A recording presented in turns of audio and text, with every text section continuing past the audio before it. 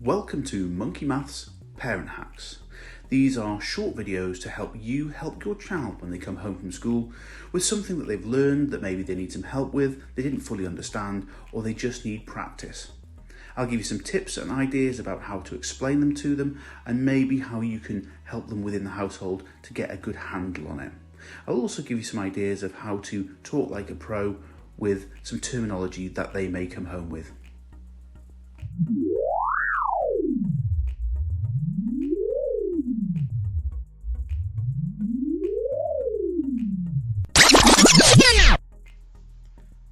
Okay, so if we're looking at units of measure, there's no better way than getting your child to actually do some measuring themselves. Now, if you can get hold of one, I haven't actually got one, is a ruler that demonstrates the difference between millimetres and centimetres very clearly. This is what you would call a sort of a more professional ruler, whilst it marks all the centimetres on as the key things. It does also have the millimetres, so what I would do is I say pick a small item, grab a few small items, say, oh okay, you've got your pencil sharpener here, we need to measure that. Is that a big or a little item? And hopefully they'll say it's a little item. You say okay, so we need to measure that. Get the ruler and explain that each one of those little lines is a millimetre, and explain that to them and say okay, let's have a look. And you explain to them that they need to line one end up with the 0 and then ask them to count all the little lines, and I think if you're just looking here, 24. So you say that's 24 millimetres, okay? And you do a few items and you talk to them about those little lines for little things. You want to be looking at millimetres.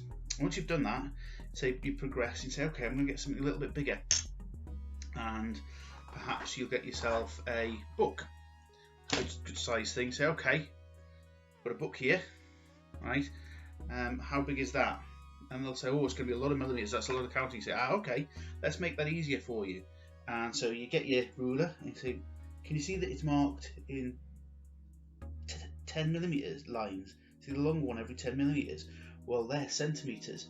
And so if you can see, you start at 0 again and you count up the big ones, and that's nearly 20 centimetres. And again, start finding things that would be better to measure in centimetres, and make sure you explain the little single lines in millimetres, and when you get to 10 it is a centimetre, and explain that. Now, a lot of people don't like using centimetres, and I can completely understand, because it kind of does make things a little bit tricky when it comes to multiplying out the numbers, but we still do use centimetres. So once you've done that and get a few items, more than just the book, then the next step is you say, okay, I need to measure the size of my door. Do you think centimetres would be a good thing to use? You know, perhaps get them to use their ruler and realise that the ruler's too small and they've got to count lots of centimetres, and get out a tape measure, okay, and get them to measure the door with a tape measure, and you explain to them, okay, let's have a look at the tape measure. Well, you can see it still marks out the centimetres and the millimetres, and you show it to them, and then get yourself to a metre and say, but look, it also marks on 1 metre, okay? And then what you could get them to do is say, right, how many millimetres is in 1 centimetre, and get them to count it, okay?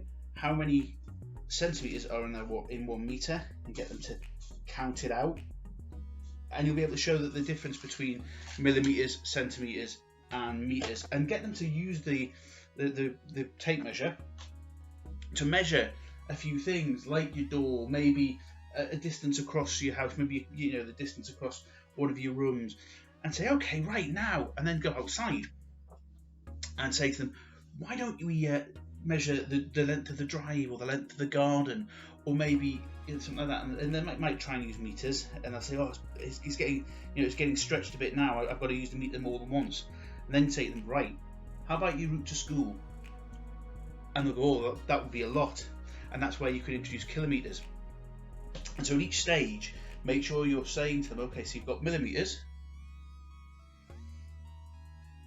right, and you need 10 of them to get to centimeters, and you need 100 of them to get to meters, and you need 1,000 of them to get to a kilometer. Okay, And make sure at each stage you're explaining what sort of things you would measure each of them in. Use the ruler, use the tape measure quite a bit to demonstrate the difference between the millimetres, the centimetres, the metres and the kilometres. So as long as they're starting to get the idea of which order they go in, that the millimetres are the smallest, then the centimetres, then the metres, then the kilometres, they're starting to get the scale, and you've done that by showing them the different size objects that you'd measure with that, and by continually showing them the little marks on the ruler and the marks on the tape measure. What you're demonstrating to them is that they are all related to each other and they all build on each other to get to the right point, and that will be a good starting point for units of measure.